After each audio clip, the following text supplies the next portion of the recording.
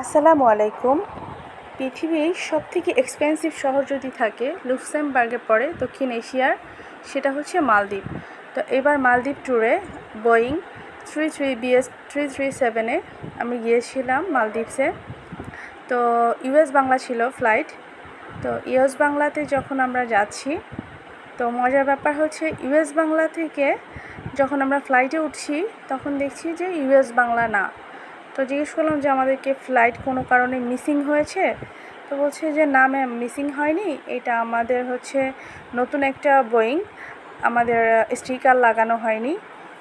Sky airlines, এইটা হচ্ছে আমাদের নতুন, স্টিকার লাগালে দেন এটা ঠিক হয়ে যাবে। তো আচ্ছা ঠিক আছে। তো প্রচণ্ড গরম, প্লাস হচ্ছে অনেক লোকজন ছিল, পুরো ফ্লাইটটার লোকজন একত্রিত।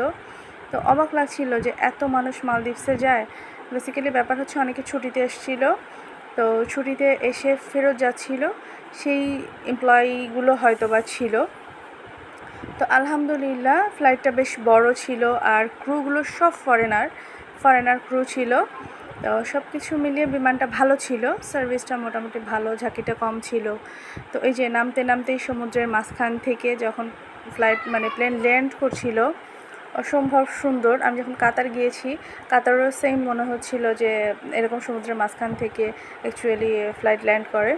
তো সমুদ্র, এক কথায় তো আমি খুব সমুদ্রপ্রেমী, তারপরে যদি এরকম নীল স্বচ্ছ পানি দেখা যায় তো কোনো কথাই নেই। যে এয়ারপোর্ট থেকে নেমেই আমরা শাটল বাসে করে যাচ্ছিলাম।